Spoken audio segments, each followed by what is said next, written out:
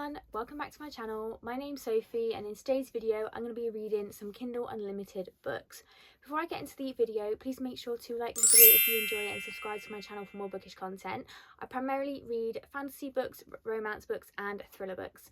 So if that sounds like your thing, please make sure you subscribe and stick around. So I've only sort of recently become a bit of a Kindle girly. I've had my Kindle for quite a few years, but I've never really prioritised using it. And then sort of suddenly I just really got into using it. I think like Kindles have really blown up over the last year. I mean, they've always been quite popular, but in sort of my circle, I've really seen a lot of people reading them in this past year or so.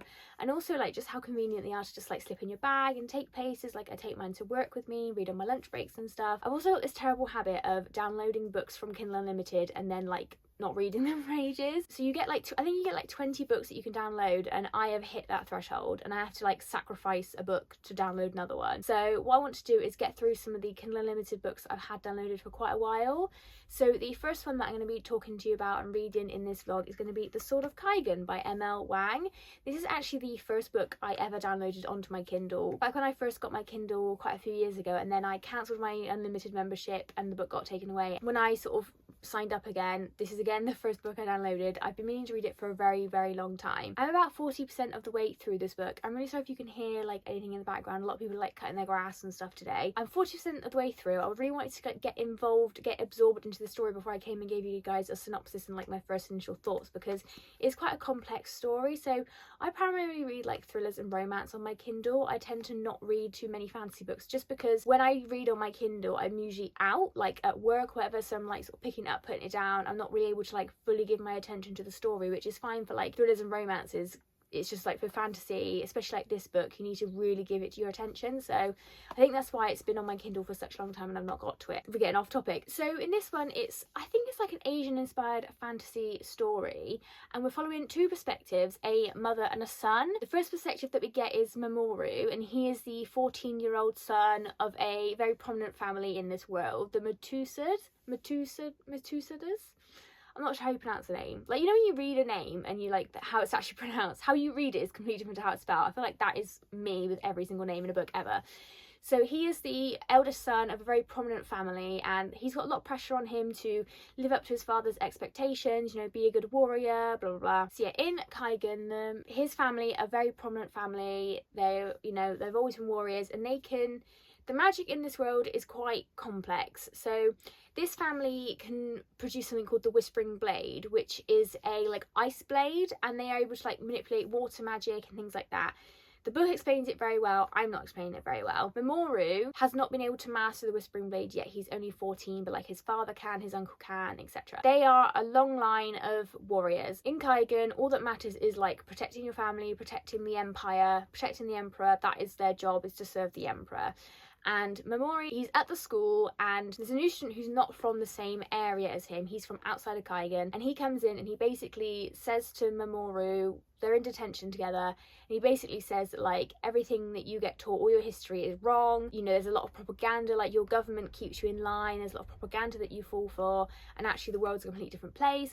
And they have like, I'm really not sure on the technology of this world either, because like it seems like outside of Kaigan there's a lot of technology that almost like mobile phones and things like that they don't have, and like hospitals and things that Kaigan don't have. They're very like almost like medieval in the way that they live compared to like the outside world. Mamoru is like, his eyes are sort of opened up to the world, and then like in Kaigan, like women are oppressed, like they, you know, they can only be wives and mothers, they can't be anything else, whereas outside women can be other things. We also follow his mum's perspective, who she's called Masaki, and she again was born outside of Kaigan, and she was a warrior back in the day, and she gave all that up to marry into this family. So she knows that like everything that the government say is not necessarily true. You know, she goes back and forth with her son quite a bit. She's obviously quite worried about him, like he's questioning his identity, his life, and she knows that he's right to question it, but also wrong, because they live in this place, they have to like abide by the rules kind of thing. So that's a really interesting perspective as well. Like the two perspectives are really interesting, because usually with this kind of thing we follow like the noble warrior who's like gonna, you know, save the world, and it's like actually we're just following two quite, you know, we're following a mother and a son, which is a really interesting perspectives to have. And then the point that I've just gotten to in this book, there's another sort of like village of people, I guess, or like community, who they think are, you know, quite poor, and they would never be able to attack them because they're so weak, and they end up attacking Kaigan, and we go from there. So I'm not going to go too much more into the plot. I really think that it's best to go into this book not knowing too much about it. I'm really having a good time with it. I really didn't know much going into it, other than the fact that I obviously read the synopsis back when I sort of added it to my TBR, but I haven't like refreshed myself on the synopsis since starting reading it. And I have to say, I'm really, really enjoying this one so far. Like, the world is really interesting. Like, I've not done a very good job of describing it, but it's really, really awesome. Like, it's really rich and really well explained. I don't feel like I'm missing anything either. I think the world building is really good. I think it's also really well paced. It's not too fast, not too slow. It's just right. I think it was really important to have the build up of Mamoru and Misaki, like their background. We have a few sort of like fighting scenes with him where he's learning how to fight and he's still training. I think that was really important for his like character development. I think he's gonna, I don't know what's gonna happen with him. I don't know what's gonna happen in this book, but I think it's really important that we had that background from the pair of them. Also as well, like Misaki is such a really awesome character to read from, like reading her past and reading where she is now and how she just wants to fight. She just wants to be herself again. But yeah, it's really, really good so far. And I think this is a great example of a fantastic fantasy book being on Kindle Unlimited. So I'm really glad I picked this one up. I'm really interested to read a lot more about this world as well. We're sort of in the middle of a fight scene at the moment, in the middle of a battle. I think this is really going to blow the world open a bit more, and we're going to see more than just Kaigan. We're going to see other villages, other towns, other communities, I guess other cities. I don't know. Like, I'm really confused. Sometimes I get a bit confused as to like, not when this book is set, but like with fantasy books, it's kind of like a medieval kind of vibe a lot of the time. Like, there's no technology, or if there is technology, it's kind of explained, it's like unique to this world. Whereas this almost seems like this Kaigan is almost really backwards in like medieval, and then the rest of the world is like really advanced technology wise. So it's a bit of a weird mix, like how we've got this boy from this other city who's got like, he's not got a mobile phone, but he's got like a communicator device, and it's just like, it is throwing me out a little bit, but I'm kind of getting used to it now. And I think that's also an important aspect of this world, that like Kaigan is so far behind and they believe all this propaganda, and like they're being left behind because the emperor wants to keep them as his like defense, I guess. He doesn't want them to go and explore this world. They need to stay here for like, you know, the family pride and stuff. Like, yeah, just really, really, really cool. Loving this one so far. I'm going to read a little bit more and then probably check back in with you when I'm like 75% of the way through. But yeah, it's really, really cool so far. I'm really, really loving it. And so far, I would highly, highly recommend this one. Hey guys, so I'm just checking back in. I have a bit of a reading update for you guys. So first of all, I did finish reading The Sword of Kaigan by M.L. Wang, and I'm going to give this one 5 stars. So I really, really enjoyed this one. I think it's probably not to everybody's taste.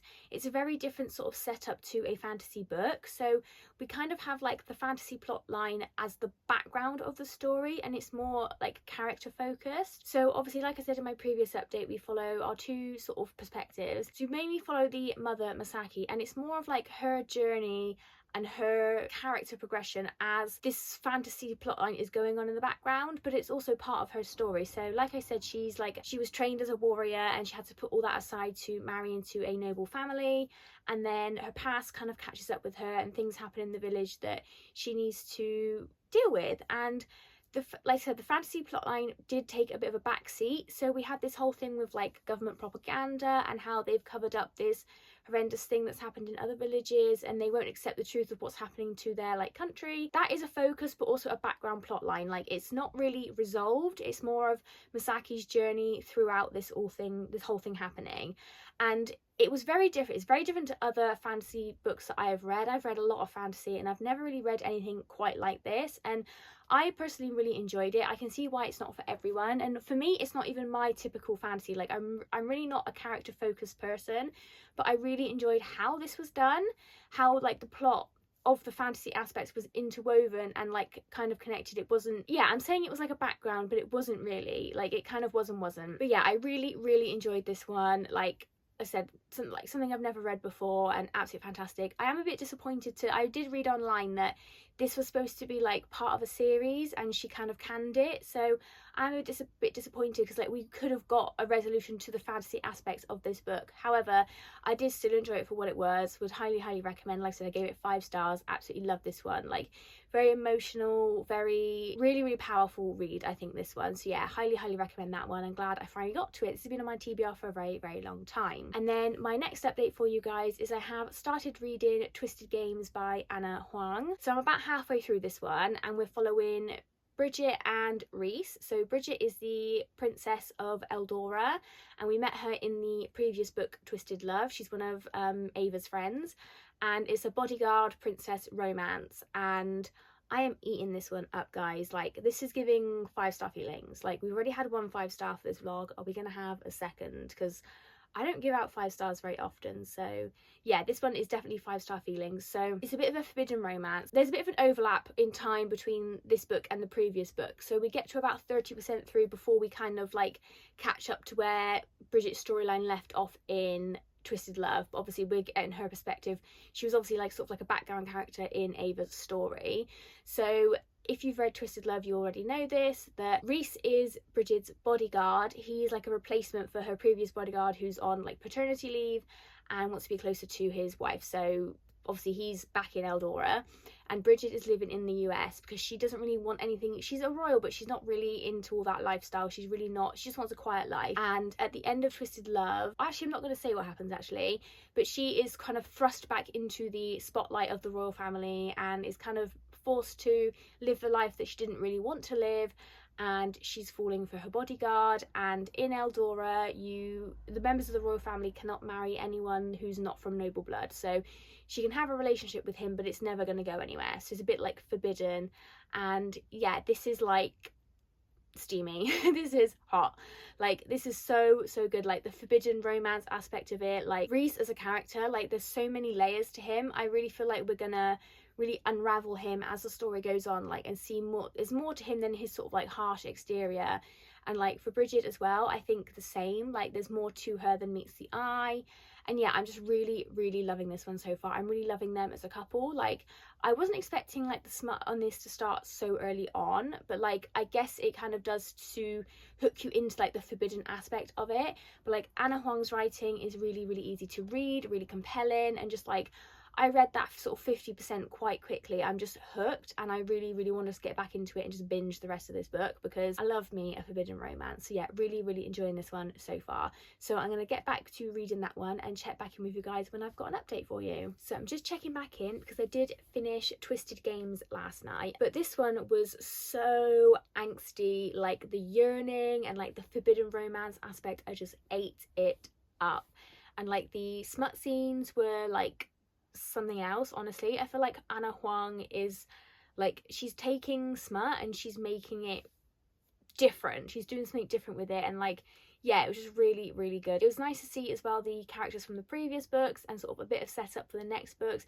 This is such an interesting like cast of characters, and yeah, just really love this one. And there was quite a few plot twists in this. Like, it's not just a romance, there's like other stuff going on, and I really didn't see some of the plot twists coming. I was sort of reading it thinking like, how is this going to work out, because like I can't figure out what's going to happen here, because like they've made it very clear that this is the rule, you know, she can't marry someone who's not a noble, and Rhys isn't a noble, he's a bodyguard, and there's a whole aspect of like the law. And yeah, it was just really good. I was like gasping, like, yeah, loved it. So yeah, I gave that one a 4-star rating, so I really enjoyed that one, and I'm really keen to carry on with that series as well. So I'm just popping in with a quick update. So I did start reading The Crown of Oaths and Curses by J. Bree.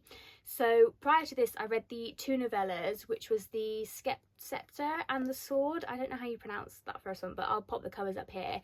So these were 2 80 sort of page long novellas, basically introducing the 2 characters that the love story is about. So the Scepter follows Rook and the Sword follows Soren, and it's just kind of like set up. It's set 200 years before this actual novel, and I just rated them like 3 stars because I don't really know how to rate novellas, because like how can I really judge like an 80-page novella, you know? And then I moved straight into The Crown of Oaths and Curses. I'm about just over 40% through, and I'm quite bored, to be honest. This follows Rook and Soren, and they are, in the novellas, you find out that they are fated mate, and you find out that she's a witch and he's a high fae, and the witches and the high fae have been at war. Like, they're going, in the novellas, they're going to war with each other, and then at the start of this book, they've been at war for like hundreds of years, because it's set like 200 years after those novellas, I think. And the very beginning of this book, they meet, and Soren takes her back to the castle, and she's basically held as a prisoner because she's, you know, his sworn enemy. But he feels like he has to fulfill his fate, because if they don't, there's dire consequences. So There's brief talks about another king who like refused his fate and like his whole kingdom like crumbled, so they kind of have no choice really, but like they are like enemies, and like the way he treats her and the way that everyone treats her is just like horrendous. I'm just kind of a bit bored. I feel like we're not really getting anywhere with the plot. So like I'm like 44% through, and we're just kind of like repeating the same scenes over and over and over again. So like they met, he brought her back to the castle, and then since then it's been like she's talking to some fae, revealing a bit about herself. We learn a bit more about the magic, but like it's so dumpy. Like we just get dumped with information at the start, and then like she's having conversations, and then she gets paraded in front of the fae court. They're all horrible to her. She goes back to her cell. It's just rinse and repeat, and it's just kind of like for 40% of the book. And this is like a 600-page book as well, so like I'm nearly 300 pages through this. I don't really know where we're going with this. Like it's obvious they're not going to get together in this book, because like it would be a very sudden change of his opinion. I'm just a bit bored, because it's just like not really getting anywhere, and like following his inner monologue where he's just whinging about like his fate and like the fact that she's a witch. It's just like, it's quite boring to read when you've read it so many times. Like I understand like they're enemies and like he's gonna be angry and upset, like it's completely understandable, but just like I don't need to read like 20 chapters about him whinging about it. It's just so boring. And then like she's obviously not really doing a lot because she's just like trapped in this cell, so like that's not really her fault, but it's just kind of like the rest of the phase are like the side characters. I feel like we're just repeating the same information. Like, so the witches have placed a curse on the high fae that every child that they have will die, and like so no one tries to get pregnant anymore, but this one high fae who's like Soren's cousin, she got pregnant in the novellas, and then the baby obviously died, and then she's pregnant again now, and it's like every single time she's introduced it's like she chose to get pregnant even though she knows the baby's gonna die. It's just like, you don't need to tell me like 20 times. Like I know who this person is. Like I know she's pregnant because every bloody move she makes, she's resting her hand on her bump and stuff. Like you're just reminding me of the same facts about this person. It's like, I know who she is, and then it's like an entire spiel about the witches putting this curse on them again, and it's just like, oh my god, I've read this so many times. Like I'm just so bored. I don't know what to do. Like I'm interested in the plot, like I just don't want to read it, if that like kind of makes any sense. I'm just like really bored of reading their inner monologues and like the same thing happen over and over and over again. So I think I might give this another 10% and see if it like picks up a bit, and then just maybe cut my losses. But like I was really interested in the concept of this, and like the fact that it was witches and fae. Like usually it's like just fae and things like that, but yeah, I don't think I can push myself to read this whole book if it's just going to be like this the whole time. Something's got to change, because I just can't read this anymore. If it's not, something doesn't pick up in the next 10%, I'm DNFing, because I just can't listen to him whinge anymore. So yeah, not really the update I want to bring you, because like I was really enjoying this at the beginning. Like the world seemed really interesting, but like we're not really getting much development on that. And like, you know, he's visiting the villages and it's just the same it's literally like the same scenes just repeated over and over and over again. And it's just like, so much of this could have been cut out. Like I'm hoping that we're going to move into something more happening, and like most of the bit that I've read could have just been cut out. Like we need like 1 or 2 scenes of him going to the village. We don't need like 10.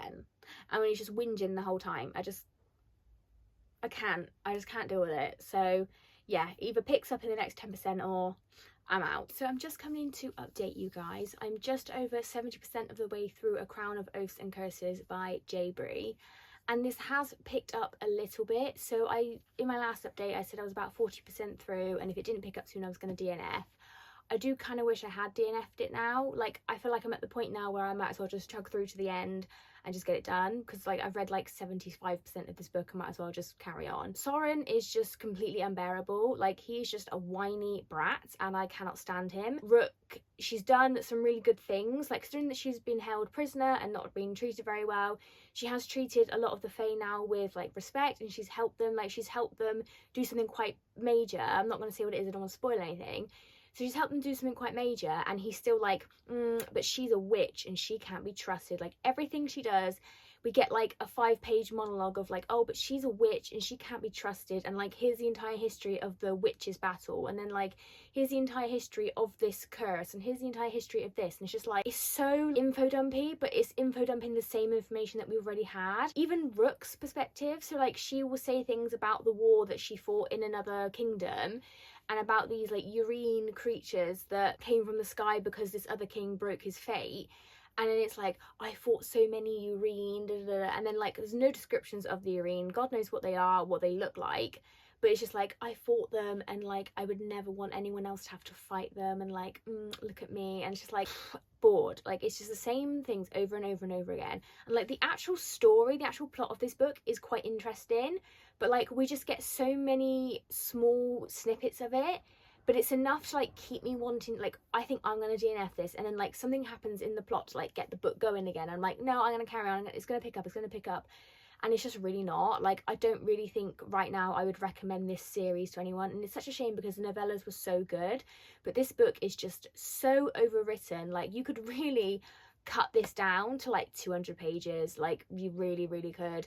So I've got like the last 25% to read. I'm just gonna power through, and then we'll see if I'm going to continue on with this series, because like right now I don't think I will. I might just see if I can read like a synopsis of the second book, or just like watch a spoiler video or something, because like I am interested in the plot. It's just this is really badly written. This is not a good book. It's just so long and just no, it's not for me, not for me. Hey guys, so I'm just coming in with a quick reading update. So I did finish A Crown of Oaths and Curses by J. Bree, and I'm going to give this one 2 stars. I should have DNF'd it at 40%. It really didn't get any better. For a 600-page book, like really nothing happened. Like I could just summarise a few of the key plot points in a few seconds. I don't know if this is self-published or not, but I feel like this really could have done with editing down. I feel like an editor or like some sort of like beta readers would have really picked up on the fact that it was so repetitive, because like I said, every time a character was introduced, like Princess Airlie, like she was pregnant, it's like she's pregnant, and Faye haven't been able to have babies for this many years. It always, and every time she was introduced, like this same thing was like just kept repeating the same information. And I feel like I knew so much about specific characters and like certain parts of like the plot, like or like the history of this world, and then there was so much that like we didn't know, because like instead of bringing in new information, like so instead of, I don't know, say when this character was introduced, instead of saying like a new piece of information, you're just rehashing the same information. And like Soren as a character just pisses me off. Like it took to the very end of this book to hear it for him to be like, oh, maybe the witch isn't actually that bad. Like even after she'd proved herself so many times, and everyone else in the book was like, oh, maybe she's actually not that bad. Like it's just so frustrating, and like not in a good way. Like I do like a good enemies to lovers with a bit of frustration and tension. This was just annoying to read, and like it just annoyed me. And like I enjoyed the plot, but like I said, the plot could be summarised in very few sentences. This could have been cut down to like a 200-page book. This really, like, I really enjoyed the novellas, and they were like 80 odd pages each. I feel like the novellas actually added more than the actual book did. So yeah, 2 stars for this one. I should have DNF, don't recommend, and I will not be continuing on this series. Like I can't do another, it's supposed to be, I read online it's a trilogy, and like I can't do another 2 books of that. Like we're just not gonna get anywhere, and I just can't do it. I'm so annoyed. I'm so annoyed. But yeah, so because of that, I think I'm going to move on to a thriller. I feel like I really need something fast-paced and like I know is going to hook me in and keep me turning the pages, because like right now I just really don't want to read. So I think I'm going to pick up The Inmate by Frida McFadden. I've got a couple of Frida McFadden books on my Kindle from Kindle Unlimited. All of her books are on Kindle Unlimited. So I'm going to pick, I think The Inmate is what I've picked, but if not, I'll correct myself in the next update. But yeah, I just need something that's going to hook me in, fast paced. I've read from her before. I know I enjoy her. Even if it's like a mid thriller, it's got to be better than that fantasy I've just read. But yeah, don't recommend, and yeah, won't be continuing that series. So let's get on and read The Inmate by Frida McFadden. Okay, so I'm just coming in with a quick reading update for The Inmate by Frida McFadden. So about halfway through this one, I am really enjoying it so far. So we follow our main character Brooke, and when she was like 17, she was dating this guy in school, and her and some of her friends went to stay over at his house whilst his mum was away, and then there was like a string of murders. We're getting past and present timelines, so we don't quite know how many people were murdered. The boyfriend, Shane, attempted to murder her, and he is now in prison for like life for the string of murders that happened. And she didn't actually see who the murderer was. So in the flashback so far, we've had best friend's boyfriend's died, this random girl that was there is dead. She keeps saying that like she never saw the person who did strangle her, but she recognized the scent, so his aftershave, and it was the aftershave that her boyfriend wore.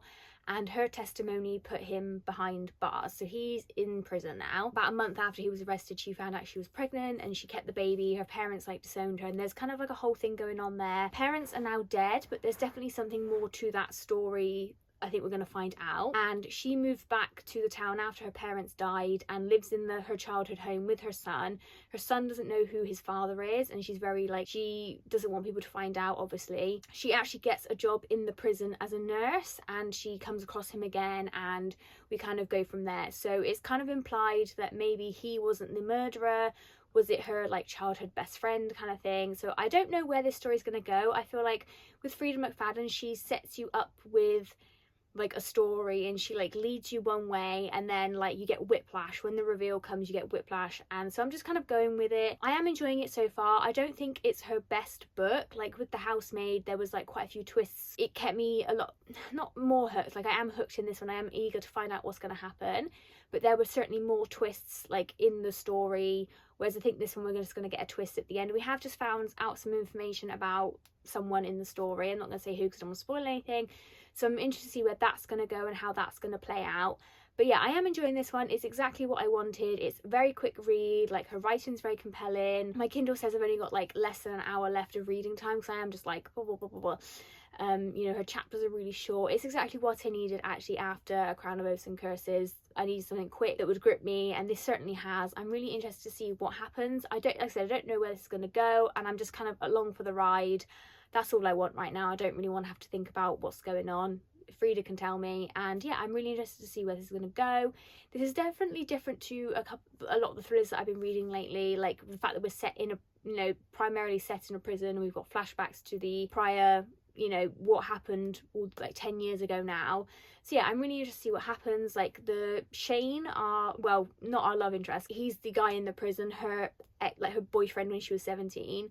He's not quite what I expected, and maybe that's like a ploy, I don't know, maybe that's like a whole thing. And then obviously she now has another love interest, which was her childhood best friend, which was obviously, he was there that night. Yeah, something happens and she's now thinking maybe was it not Shane, was it Tim? But I feel like that's a bit obvious. And I think that's the trail Freida wants to lead us down, to then give us whiplash when she does actually do the reveal. So we'll see what happens. I am really enjoying it. It's a really quick read. Definitely what I needed to get me out of, like, I wasn't getting slumpy, but like I just didn't really want to read after that book. So it's definitely what I needed. I'm really enjoying it. So I will check back in with you guys when I'm done. Hey guys, so I'm just coming in to wrap this reading vlog up. So I did finish reading The Intruder by Freida McFadden, and I'm going to give this one a 3-star rating. I don't think this is her best thriller book. I think for me the ending was pretty predictable. I could kind of work out what was going to happen.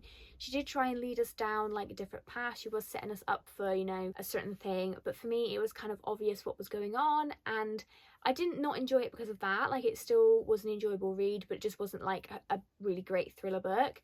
I also thought like our main character was just a little bit stupid sometimes, and I think that maybe this whole thing could have been avoided if she just used a bit of common sense and used her brain and wasn't so trusting of everyone. I think that's a flaw in her character, is that she's just way too trusting, and that's maybe not a bad thing, but it is in this kind of situation. So I kind of feel like, you know, you kind of put yourself in this situation, but like whatever. It did what it needed to. It, you know, it was fast read, it was really compelling. Like I did, you know, I was turning the pages quite quickly, and it was definitely what I needed after reading the previous book, which was putting me in a bit of a slump. So yeah, 3-star for this one. Not her best, but you know, if you want to read her backlist, I still like, it was still good, just wasn't like an amazing thriller read for me.